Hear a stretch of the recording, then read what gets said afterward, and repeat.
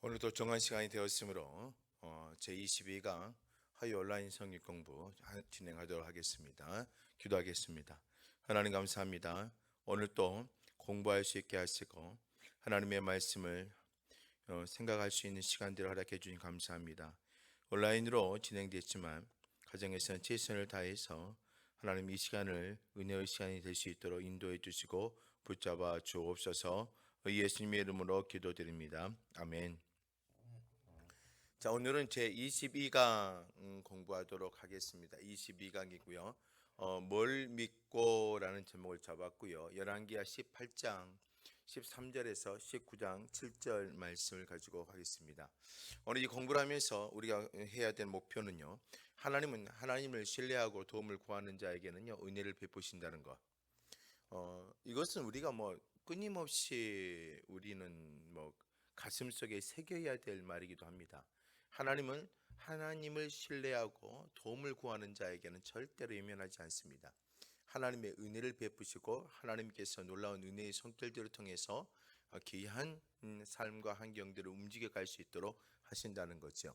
오늘 공부하신 여러분들도 마찬가지다시피 하나님을 끊임없이 신뢰하십시오. 하나님께 도움을 구하십시오. 하나님께 나아갈 때마다 주님께서 귀한 은혜를 베풀어 줄 겁니다. 자, 오늘은요, 키워드가 뭐냐면 믿음이라는 겁니다. 변함없는 믿음. 히스기야 이야기를 할 겁니다. 근데 히스기야 왕 때에 아수르의 사내립이 다가와서 남유다를 점령을 하며 위협을 주고 고통을 주는 순간에 많은 어떤 말들을 하게 되죠. 특히 랍사기 같은 사람은요, 남유다를 향해서 상당하게 영적으로 또 육적으로도 흔들릴 수 있는 말들을 선포합니다. 심리전을 하는 거죠.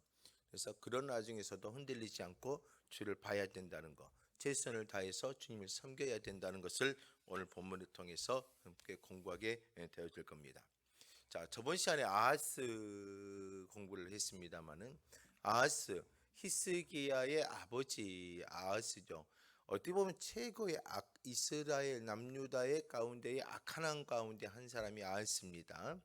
이 아하스를 통해서 그의 아들 히스기야가 나왔는데 히스기야는 또 최고의 선한 왕이고 하나님의 율례와 법도를 따르는 왕이 됐지요.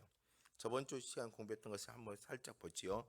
아하스는 위기에 처하자 누구에게 도움을 청했는가? 도움을 청하며 보낸 예물은 무엇인가라고 되어 있습니다. 아하스 아람의 르신 왕과 이스라엘의 베가 왕이 연합을 해서 남유다를 치러 오게 됐지요. 이 남유다를 치러 왔을 때 아하스가 누구에게 도움을 청하게 됐느냐? 오늘 본문의 말씀 7절 보니까 아하스가 7절에 아수르 왕 디글랏 빌레셀에게 사자를 보내 이르되 나는 왕의 신복이요 왕의 아들이라. 왕의 신복이다 왕의 아들이라 하면서까지 자신의 위치를 낮추며 아하스루의 도움을 요구하고 있다는 거죠. 이제 아람 왕과 이스라엘 왕이 나를 치니 창하간데 올라와 그 손에서 나를 구원하소서. 분명히 하나님의 백성, 하나님의 땅, 하나님의 사람, 하나님의 나라는요 하나님의 도움을 구해야 되는데 이 아하스는요 하나님을 찾지 아니하고 이 아수르를 도움을 받게 되어집니다. 그리고 도움을 청할 뿐만 아니라 8절 말씀을 보면은요 그 도움을 청하기 위해서 예물을 바치는데요 8절에 아하스가 여호와의 성전과 왕궁 곳간에 있는 그 은금을 내어다가 아수르 왕에게 예물로 보냅니다. 성전에 있는 것 그리고 왕궁 곳간에 있는 은금 할 것 없이 다 바쳐버린다는 거죠. 애물이라고 돼 있는데 왕에게 애물로 보냈더니라고 돼 있는데 이 애물이라는 언어적 의미는요 뇌물입니다. 뇌물적 자기의 도움을 구할 수 있는 그런 모습들. 하나님의 성전에 있는 것까지도 갖다 다 들이받쳐 버리는 모습들. 이게 아하스의 모습입니다. 자신의 왕권을 지켜내기 위해서 그리고 하나님을 섬기는 것보다 눈에 보이는 아수르를 섬김으로 통해서 문제를 해결하려고 했던 아하스의 모습, 남유다의 악한 왕으로서의 모습을 다 보여주고 있다는 거죠. 그러니까 오늘 저와 여러분들이 문제를 부딪혔을 때 가장 중요한 것은요 하나님을 찾는 훈련, 그리고 하나님을 붙잡는 훈련, 그리고 하나님을 의지하는 훈련, 이러한 것들이 우리에게 매우 필요하다는 것입니다. 그래서 문제 부딪혔습니까? 여러분들의 삶에 주위의 환경 가운데 진짜 어때 벗어날 수 없습니까? 그렇다면 그 순간에 해야 될 일이 있다면 하나님을 붙잡는 겁니다. 하나님을 의지하는 겁니다. 하나님께 나오는 겁니다. 이게 우리의 신앙의 삶에 자연스러워져야 되는 것이죠. 자, 그런데 그 아하스의 악한 왕의 모습을 이어서 누가 등장합니까? 그의 아들 히스기야. 근데 히스기야는 또 다른 모습을 보이지요. 왕이 되어져서 하나님의 선한 모습, 하나님의 길을 걸어가고 그리고 산당과 모든 것을 무너뜨리며 하나님의 뜻과 윤례에 맞춰서 진정한 종교 개혁, 신앙의 개혁들을 이루는 왕이 누굽니까? 히스기야입니다. 자, 오늘 그 말씀들 한번 보자. 말씀 관찰 1번입니다. 히스기야 왕 14년에 유다가 맞은 국가적 위기. 자, 히스기야가 왕이 된 지 14년이 되었습니다. 왕이 되어져서 여러 가지 개혁과 모든 어떤 신앙, 영적 개혁, 나라의 환경들 산당을 무너뜨리고 진멸하며 모든 잘못된 우상들을 무너뜨리고 하나님의 나라로서의 세워져가는 모습들을 갖고 가고 있습니다.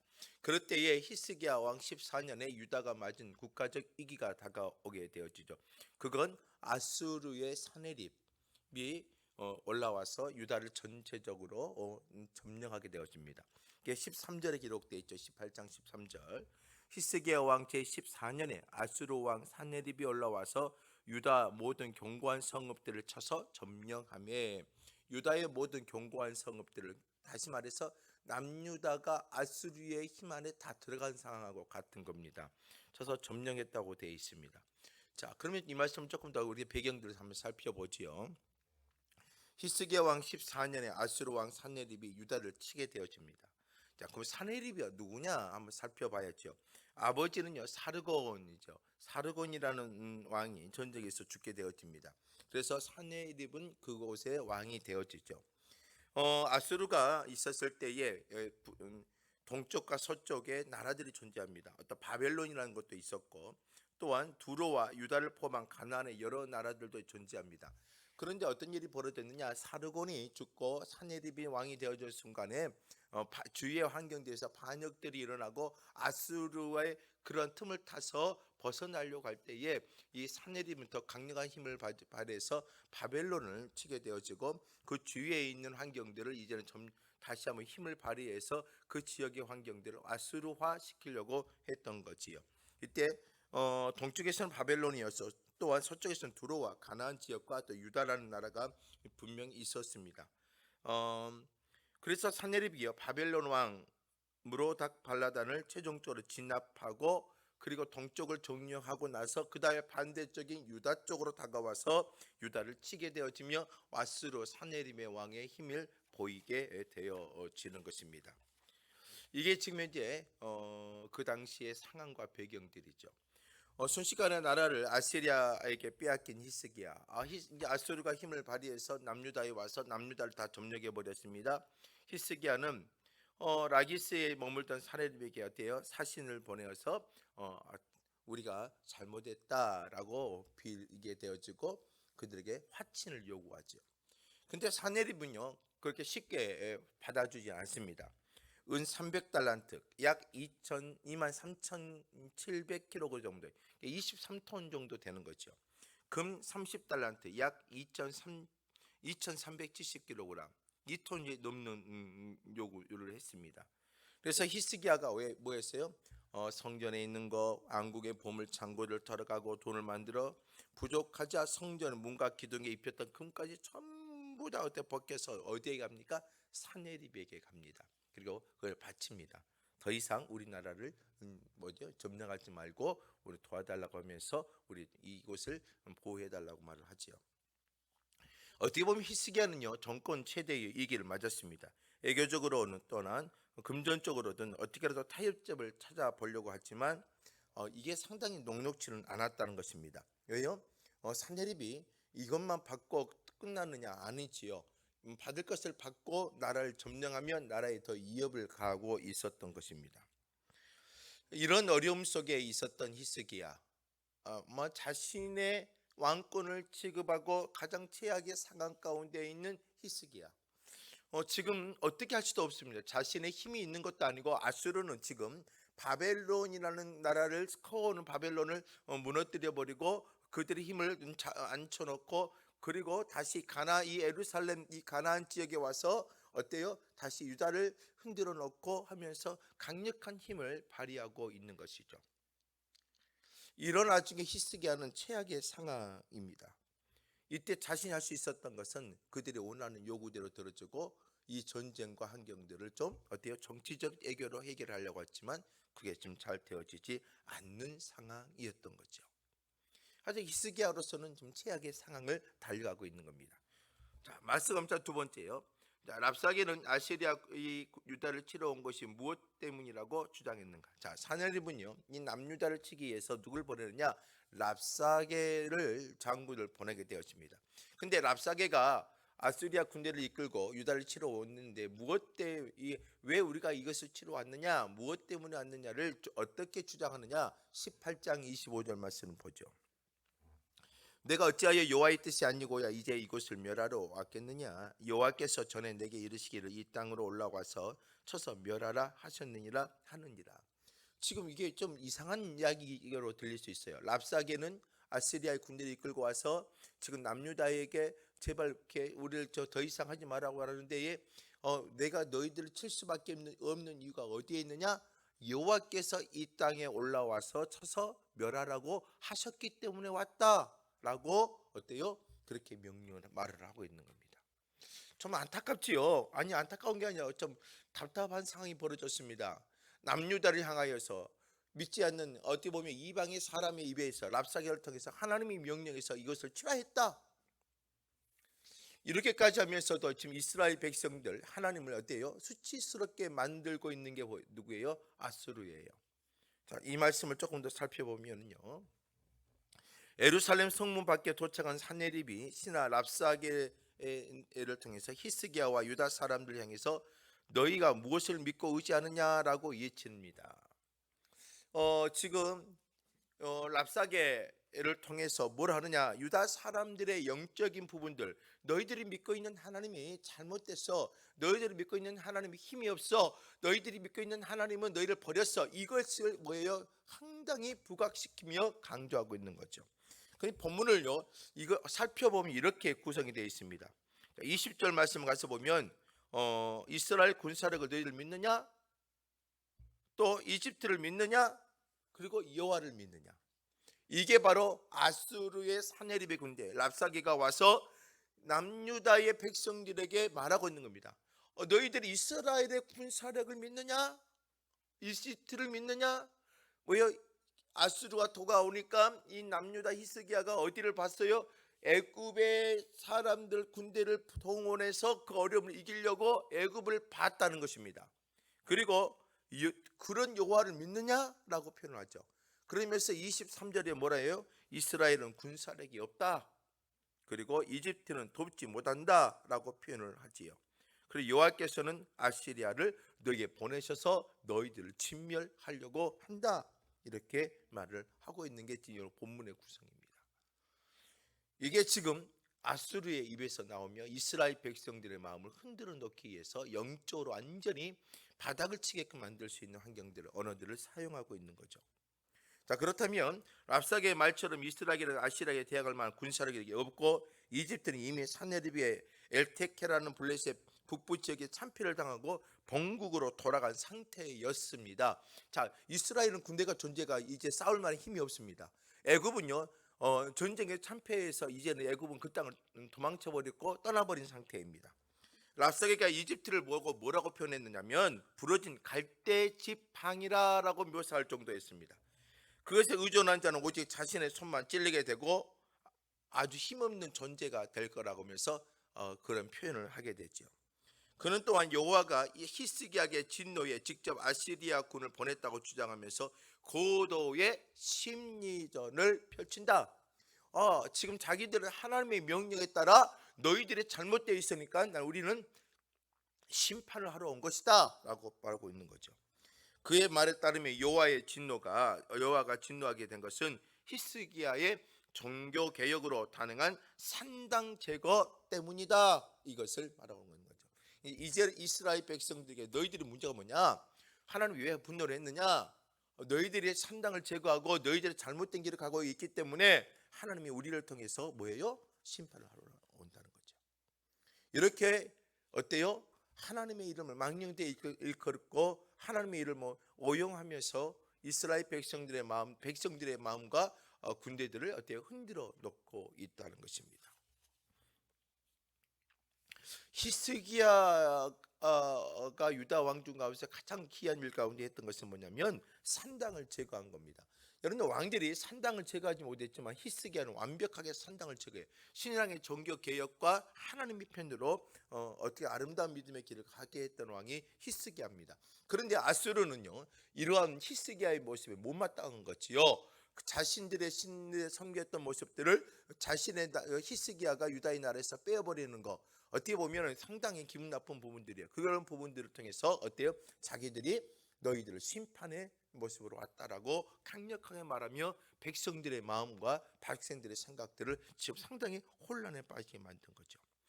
그런데 랍사게가 이 같은 사실을 이용해 지금 폭탄선을 하고 있는데, 랍사게는 이 전쟁을 앞두고 유다와 히스기야에 대해 철저히 연구하고 준비한 정보를 통해서 최고의 심리전을 펼치고 있습니다. 끊임없이 어때요? 랍사게는 어때요? 이스라엘 사람들을 향해서 막 무언가 말을 하게끔 하고 있는 거죠. 하나님은 히스기야의 종교 개혁의 분노에 아시리아를 보내어 본 것은 아닙니다. 그렇지 않아요? 그러나 성문 어귀에서 랍사게의 말을 듣고 있는 예루살렘 사람들에게는 매우 치명적이고 위협적인 발언이 될 수 있어요. 전쟁의 근처에, 아수르의 전쟁의 근처에 있는 성벽의 어떤 성문 어귀에 있는 랍사게의 말을 듣고 어때요? 이 말을 자꾸 이스라엘 백성들에게 전달되어지면서 백성들의 마음이 히스기야의 종교 개혁이 잘못됐나, 히스기야의 영적인 모습이 잘못됐나 하면서 그러한 생각들을 갖게 하고 있는 거죠. 지금 하나님께서는요, 히스기야의 종교 개혁을 잘못됐다고 하는 겁니까? 아니잖아요. 히스기야가 영적으로 올바로 서 가려 할 때에 바로 이런 어려움들이 다가올 수밖에 없다는 것입니다. 오늘 저와 여러분도 마찬가지예요. 믿음의 바른 길로 살아가고 하나님의 말씀대로 살아가려고 할 때에 주위에서는 수없이 어때요? 보이지 않는 어떤 압박들이 다가올 수 있어요. 또 보이지 않는 어떤 좋지 않는 말들이 다가올 수 있어요. 그런 것들을 우리는 이겨야 되고 우리의 마음이 요동치지 않아야 돼요. 사단들은 끊임없이 여러분들의 마음을 어때 요동치게 만들 겁니다. 혼란하게 만들 겁니다. 내가 잘못하고 있는가? 내가 지금 너희 잘못된 길을 걸어가고 있는가? 내가 지금 잘못하고 있는가? 어떤 영적인 모습에 문제가 있느냐? 이러한 문제 속에 자꾸 요동치게 만들 겁니다. 오늘 저와 여러분들 변함없이 여러분 믿음을 가지고 하나님을 바라보면서 영적인 경건의 삶을 살아야 되는 겁니다. 그러나 여러분들 주위에는요, 이러한 모습처럼 오늘 이 아수르의 산헤립이나 랍사게처럼 우리의 마음을 혼란하게 만드는 소리가 있다는 거 꼭 기억하시는 것이 좋을 것 같습니다. 자, 말씀 원자 세 번째요. 랍사게가 예루살렘 거민을 해유하기 위해서 한 말은 무엇인가? 이에 대한 유다의 반응은 어떠했는가? 자, 해유의 말이 뭐였습니까? 29절이요. 왕의 말씀이 너희는 히스기야에게 속지 말라. 그가 너희를 내 손에서 건져내지 못하리라. 뭐라고 말하는 게 히스기야에게 속지 말라. 그가 너희를 네 손에서 내 손에서 건져내지 못하리라. 결국은 너희들은 히스기야 때문에 멸망하고 죽을 것이다 라고 하면서 해유하고 그들의 마음을 흔들어 놓죠. 그 다음에 유다의 반응은 어땠습니까? 한마디로 말해 대답하지 않았습니다. 침묵합니다. 36절. 그러나 백성이 잠잠하고 한마디도 그에게 대답하지 아니하니 이는 왕이 명령하여 대답하지 말라 하였습니다. 대꾸를 하지 않는 거죠.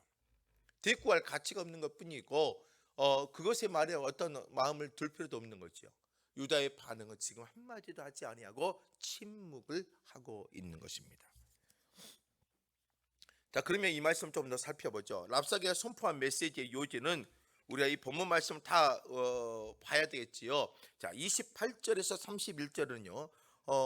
랍사게가 어떤 말을 하냐면 히스기야에게 속지 말라고 말하는 겁니다.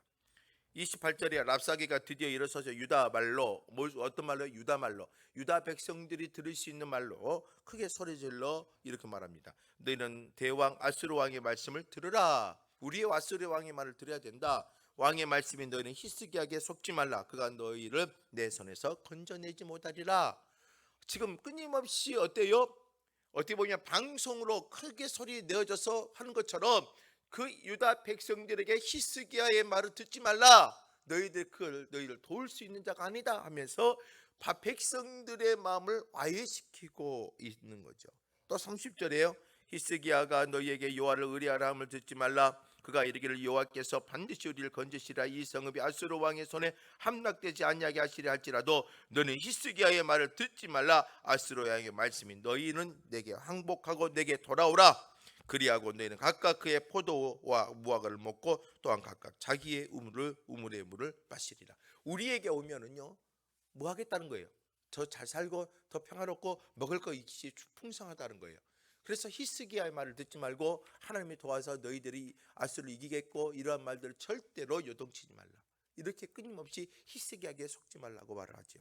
두 번째로는 또 뭐냐면 아수르의 땅이 새 땅이고 언약의 땅이다 라고 말을 가리키고 있어요. 자, 기가 막히죠. 그 이스라엘 백성이 말합니다. 너희들이 지금 우리의 땅에 오면 우리의 땅이 새 땅이요, 새 언약의 땅이요, 약속의 땅이요, 은혜의 땅이다. 이걸 엄청 강조하고 있다는 것입니다. 보세요. 31절 너희는 히스기야 말을 듣지 말라. 아수르 왕의 말씀이 너희는 내게 항복하고 내게로 따오라. 그래 너희는 각각 그의 포도와 무화과를 먹고 또한 각각 자기의 물을 마시라. 내가 장차 와서 너희를 한 지방으로 옮기리니 그것은 너희의 본토와 같은 지방 곧 곡식과 포도주가 있는 지방이요 떡과 포도원이 있는 지방이요 기름 나는 감람과 꿀이 있는 지방이라. 너희가 살고 죽지 아니하리라. 히스기야가 너희를 설득하여 이르기를 여호와께서 우리를 건지리라 하여도 히스기야에게 듣지 말라. 오늘 너희들이 우리 땅으로 오는 게 우리 땅이 뭐예요? 너희들이 말하는 약속의 땅이다 라고 표현을 하고 있는 거예요. 야, 참 이렇게까지 이스라엘 백성들 왜 이 남유다가 중요했을까? 이렇게까지 하면서까지 남유다를 왜 점령하려고 했을까요? 왜요? 남유다를 점령해야 어디를 향해 할 수 있기 때문에요.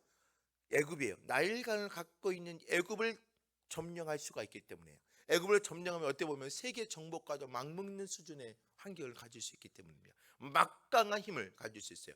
아수르가 북쪽에서부터 북이스라엘을 점령해 왔어요. 가나안 땅 일부를 점령했잖아요. 그리고 남유다가 점령해보는 어디를 위협할 수 있어요? 바로 애굽을 점령할 수 있는 바른 길이 뚫리는 거예요. 그러니까 이 아수르는요 이 땅을 점령하기 위해서 어때요? 백성들의 마음을 아주 혼란스럽게 만들고 있지요. 또 그뿐만 아닙니다. 여호와께도 속지 말라는 겁니다. 너무나죠. 이스라엘 백성의 신앙의 중심 근간까지 흔들어 놓고 있는 게 아수르예요. 보세요. 32절 말씀에 하반절 말씀에 보면 내가 32절부터 보지요.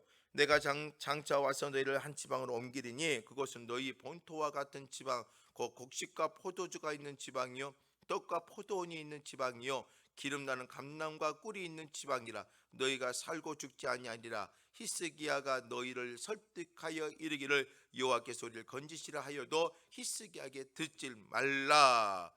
하나님의 말인데도 너희는 그 듣지 말라는 거예요. 그러면서 33절 민족의 신들 중에 어느 한 신이 그 땅을 아수르 왕의 손에 건진 자가 있느냐. 아수르를 봐라. 아수르 전쟁에서 전부 다 그 이방의 나라들 주위의 나라 다 점령하지 않았느냐. 그들의 신들이 우리의 신들을 이긴 나라가 있느냐. 없다는 거죠. 그래서 자기들의 신이 강하다는 거죠. 그래서 너희들 누구의 말을 듣지 말라. 너희들이 믿는 여호와의 말을 듣지 말라. 왕의 모습들 그리고 자기의 땅이 새 땅 새 언약이다.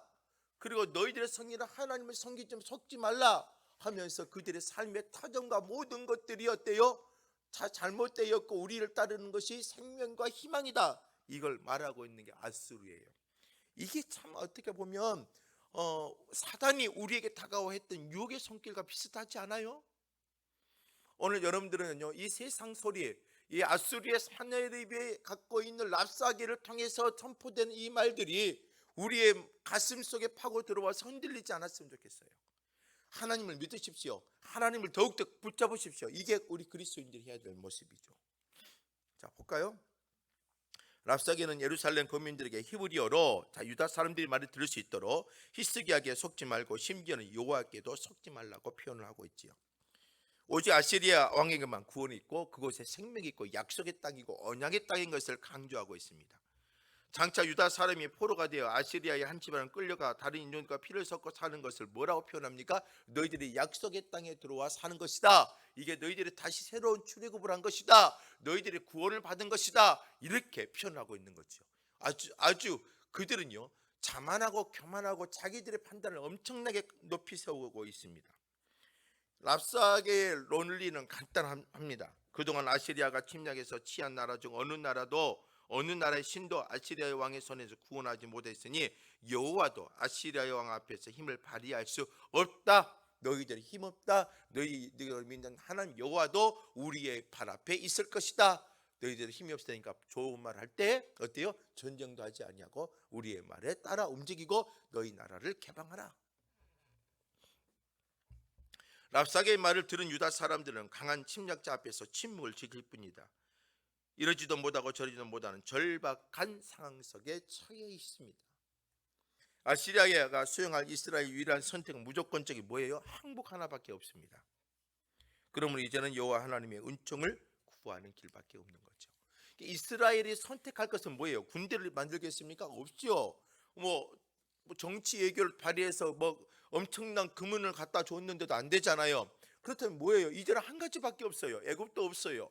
애굽도 도와줄 수 있는 힘이 없어요. 자기를 도와줄 수 있는 주위의 나라도 없어요. 이제는 이스라엘이 어디예요? 완전히 절박한 상황 가운데 있어요. 히스기야 남유다는 절박한 상황 가운데 있어요. 신앙의 종교 계획을 단행했고 하나님의 뜻대로 살기로 했는데 그들 앞에 절박한 상황이 다가온 거예요. 그렇다면 뭐 할 수밖에 없어요? 하나님의 은총을 구하는 것 하나밖에는 없는 거지요. 우리가 여러분들 절박한 상황 가운데 있을 때 여러분 눈에 뭐가 보이십니까? 여러분들 가슴에 어떤 생각들이, 여러분들 머리에 어떤 판단들이 일어납니까? 여러분들 우리가 진짜 절박한 상황 가운데 있다면 우리는 화가 날 수밖에 없고 분노가 날 수밖에 없고 미워할 수밖에 없고 막 증오와 이러한 것들이 일어납니다. 그러나 우리 그리스도인들은요, 해야 될 일이 있습니다. 이 절박한 상황 가운데에 우리는 무엇을 해야 되느냐? 하나님을 찾아야 되는 거죠. 우리 말씀 관점 4번을 통해서 한번 은혜를 한번 받아보겠습니다. 4번입니다. 히스기야가 랍사게의 말을 전해 듣고 취한 행동이 무엇일까요? 이게 중요하죠, 오늘. 그리고 이사야에게 무엇을 요청했을까요? 여러분들 9장 1절 말씀에 보니까 뭐라고 되어 있어요? 히스기야가 왕이 듣고 그것을 찢었습니다. 굵은 배를 두르고 여호와의 전에 들어갑니다. 이게 히스기야가 했던 행동입니다. 옷을 찢었습니다. 슬퍼했고 고통스러웠다는 거죠. 근데 굵은 배를 입고 갔다는 겁니다. 그리고 여호와의 어디로? 전에 들어갔다는 것입니다. 이게 히스기야가 살 길을 할 수 있고 히스기야가 진짜 보여줄 수 있는 행동의 모습, 우리도 이 모습의 의미들을 한번 기억해 봐야 돼요. 그 다음에 이사야에게 무엇을 요청을 했습니까? 그 다음 4절 말씀에 보니까 랍사게가 그의 주 아수르 왕의 보냄을 받고 와서 살아계신 하나님을 비방하였으니 당신의 하나님 여호와께서 혹시 그의 말을 들으셨을지라. 당신의 하나님 여호와께서 그 들으신 말 때문에 꾸짖으실 듯하니 당신은 이 남아있는 자들을 위하여 기도하게 하소서 하더라. 뭐예요? 지금 이 아수르의 사네립이나 랍사게가 하나님을 어때요? 수치스럽게 만들고 하나님을 어때요? 비방을 하고 하나님을 어때 보면은 또 모욕하고 있는 거잖아요. 그러니까 이사야 선지자를 찾아내서 어떤 요청을 해요? 그러한 자들을 위해서 어때요? 하나님 우리 백성을 위해서 기도해 주시고 우리 남아있는 자들을 위해서 하나님의 은혜를 허락해 달라고 기도의 요청을 하고 있습니다. 이게 지금 히스기야가 했던 겁니다. 자기는 가슴을 치고 슬퍼하며 하나님께 굵은 베옷을 입고 성전에 들어갔고, 그리고 한 부류는 뭐예요? 이사야 선지자에게 보내서 어때요? 지금 이들이 하나님을 수치스럽게 모욕하고 있는데 이 남아있는 백성들 향해서 기도해달라고 요청하고 있는 것입니다. 이게 오늘 저와 여러분들의 신앙의 모습 가운데 드러나야 될 부분입니다. 자, 볼까요? 대신들로부터는 랍사게 말을 전해 들은 히스기야는 그 자리에서 옷을 찢었습니다. 굵은 베옷을 입었습니다. 하나님의 전으로 들어갔습니다. 옷을 찢는다는 것은 뭐예요? 슬퍼한다는 거죠. 고통스럽다는 거예요. 그리고 굵은 베옷을 입는다는 것은 뭡니까? 하나님 앞에 다시 한번 나가고 회개한다는 것입니다. 구약의 굵은 베옷은 자신의 언약함을 회개한다는 의미를 가지고 있는 거죠. 그 시대의 정치적인 배경을 생각할 때 아마도 그는 여호와를 의지하지 못하고 이집트를 바라봤다는 걸 봤어요. 왜냐하면 오늘 랍사게 말하죠. 이집트가 너희를 도와줄 수 있겠느냐라고 말을 했다는 것은 뭘 의미해요? 이 히스기야가 하나님을 붙잡기 전에 뭘 했다는 거예요? 애굽을 도움을 요청했다는 거죠. 이게 어떻게 보면 히스기야의 실수일 수도 있어요. 그 모습을 뭐예요? 베옷을 입고 하나님께 회개했다는 것입니다. 열왕기 저자는 히스기야가 여호와를 신뢰한 일이 있어서, 즉 믿음에 있어서 전에도 후에도 그 같은 왕은 없었다고 평가합니다. 18장 5절 말씀에 보면 히스기야가 뭐라 이렇게 표현했어요. 히스기야가 이스라엘 하나님 여호와를 의지하였는데 그의 전후 유다 여러 왕 중에 그러한 자가 없더라. 자, 히스기야의 가장 장점이 뭐냐면 하나님을 붙잡았다는 거예요. 하나님을 의지했다는 거죠. 애굽을 봤지만 다시 굵은 베옷을 입고 하나님을 붙잡았다는 거죠. 18장 5절에서도 이러한 왕은 없었다고 표현합니다. 오늘 저와 여러분들이 해야 될 일이 있다면 바로 그거예요. 하나님을 붙잡는 거예요. 하나님의 성전으로 들어가는 거예요. 그리고 주님 앞에 어때요? 기도하는 자세, 자신의 연약함과 부족함을 내려놓을 수 있는 굵은 베옷을 입는 행위, 그리고 진정으로 상한 심령이 되어지고 가슴을 치며 하나님께 이 슬픈 마음과 고통의 마음을 아뢰는 그러한 모습, 그리고 하나님의 사람 이사야 선지자 기름 부은 종을 통하여 지금의 상황을 하나님께 요청하고 하나님의 도움을 간구하는 영적인 행위, 이러한 것들이 우리에게 필요한 거예요. 문제가 있습니까? 여러분들 진짜 진정으로 주님의 은혜 안에서 사시길 바랍니다. 아니요, 하나님을 붙잡으세요. 그리고 기도를 부탁하세요. 하나님의 도우심을 구하십시오. 이게 바로 오늘 우리가 해야 될 모습이라는 거죠. 마지막으로요, 말씀 관찰 5번째입니다. 이사야가 히스기야의 신들에 전한 여호와의 말씀은 무엇인가? 자, 이사야가 히스기야에게 이 신들에게 전한 여호와의 말씀이에요. 이사야가 히스기야에게 말을 하는 거죠. 하나님의 은혜의 말씀을 선포합니다. 6절과 7절. 이사야가 그들에게 이르되 너희는 너희 주에게 이렇게 말하라. 자, 이사야에게 왔던 히스기야의 신하들이죠. 그들에게 뭐라고 말합니까? 너희 주인에게, 히스기야에게 이렇게 말하라. 어떻게 말합니까? 여호와의 말씀이 너는 아수르 왕 신복에게 들은 바 나를 모욕하는 말 때문에 두려워하지 말라. 두려워하지 말라는 거예요. 랍사게나 사네립의 말을 통해서 너희들이 두려워하거나 혼란하지 말라는 겁니다. 내가 한 영을 그의 속에 두어 그로 소문을 듣고 그의 본국으로 돌아가게 하고 또 그의 본국에서 그에게 칼에 죽게 하리라 하셨느니라 하더라. 지금 아수르 이들을 다시 돌려보내고 그리고 그 모든 것들을 하나님 어때요? 징계하고 그들을 어때요? 칼에 죽게 하겠다라고 표현을 합니다. 자, 하나님의 말씀이 뭐예요? 두려워하지 말라는 겁니까? 또 사네립이 본국으로 돌아간다는 겁니다. 그리고 그 사네립은 뭐예요? 결국은 죽게 되어진다는 겁니다. 이걸 정확하게 말씀을 전합니다. 자, 이사야는 두려워하지 말라는 하나님의 구원의 말씀을 전하게 되어집니다. 그리고 하나님은 아시리아 왕이 교만하게 떠들던 말을 모두 들으셨으므로 결코 걱정하지 말라는 겁니다. 자, 하나님은 이 말을 들으셨다는 거예요. 그리고 하나님께서 그런 자들 앞에 이스라엘 백성과 전쟁하지 않냐고 그들의 칼에 한 명도 생명을 어때요? 무너뜨리지 않고 무너지지 않게끔 하기 위해서 어때요? 그들을 어때요? 본국으로 돌려보낼 수 있는 환경을 만드시겠다는 겁니다. 하나님의 놀라운 은혜입니다. 싸우지 않게끔 만들겠다는 거죠. 그들의 발걸음을 다시 본국으로 돌아가게끔 만들겠답니다. 환경을 움직이시겠다는 거죠. 그 군대가 돌아갈 수밖에 없는 상황을 만들겠다는 것입니다. 아수르에 문제가 생기든지 정치적인 문제가 생기든지 그 정치적인 군사적 상황이 반전이 생겨서 거기에 빨리 돌아가야 될 상황을 만드시겠다는 겁니다. 그리고 본국에 돌아가서 하나님은 뭐예요? 랍사게나 사람을 칼을 죽게 만들겠다는 것입니다. 그들은요, 여호와가 다른 열방의 신들과 다를 게 뭐냐고 떠들어댔습니다. 이 망언은 단순히 히스기야를 모욕하는 것이 아니라 뭐예요? 하나님의 자존심을 건드린 거지요. 지금 이 사네립과 랍사게는요, 큰 실수를 한 거죠. 왜요? 살아계신 하나님을 모욕하고 같은 거예요. 그래서 성경은요, 하나님은 거룩하셔서 세상의 어떤 신과도 구분되고 말할 수 없습니다. 하나님은 살아계셔요. 그러나 세상의 신은 다 죽어 있는 것 아닙니까? 그러므로 만약 여호와께서 이 순간 침묵하신다면 그분의 명예도 크게 손상되죠. 이제 히스기야와 사네립의 문제가 아니라 지금 이게 무슨 문제가 돼요? 하나님과 사네립의 문제로 바뀌어진 거예요. 하나님은 놀라운 변화와 역사를 만들어낸 숨기를 이제 시간을 움직여 갑니다. 그래서 이에 선지자는 이사야는 산헤립의 비참한 종말을 예언합니다. 이에 예언은 37절에 그대로 어때요? 성취가 되지요. 산헤립은 어때요? 본국에 돌아가서 칼로 죽임을 당합니다. 오늘 여호와 여러분 생각 하나님은 살아계십니다. 하나님의 백성들이 모욕을 당하거나 수치를 당하는 거 보지 못하십니다. 그래서 저와 여러분들이 뭘 해야 돼요? 여러분들이 똑같이 분노로 싸우는 게 아닙니다. 오늘 히스기야는요, 어떻게 보면 마지막에 항쟁할 수 있고 싸울 수 있습니다. 그런데 그 비참한 수치스러운 말을 듣고 가슴을 찢고 자신의 연약함을 고백하고 베옷을 입고 하나님의 성전에 들어가고 이사야 선지자에게 도움을 구하고 기도를 부탁하며 다시 한번 믿음의 길로 바꿔내고 이 문제를 해결하려고 합니다. 주님은 그 히스기야의 영적인 태도를 절대로 무시하지 않습니다. 오늘 저와 여러분들이 믿음의 태도가 얼마나 중요한지 아시겠죠? 여러분들 문제가 생겼습니까? 두려워하지 마십시다. 여러분들의 삶의 태도를 믿음의 태도로 바꾸십시오. 그렇다면 주님은 여러분들의 삶에 역사하실 겁니다.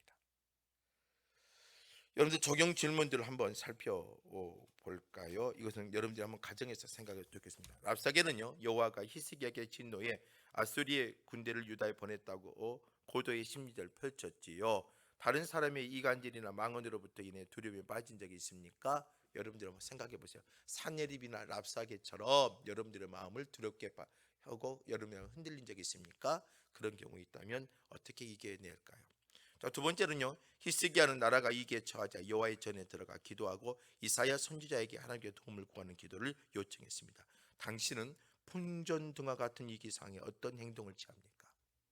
히스기야 처한 행동을 여러분들이 가져야 됩니다. 여러분들이 어떤 상황을 어떻게 합니까? 어떻게 여러분의 행동을 취합니까? 한번 생각해 보시면 좋겠습니다.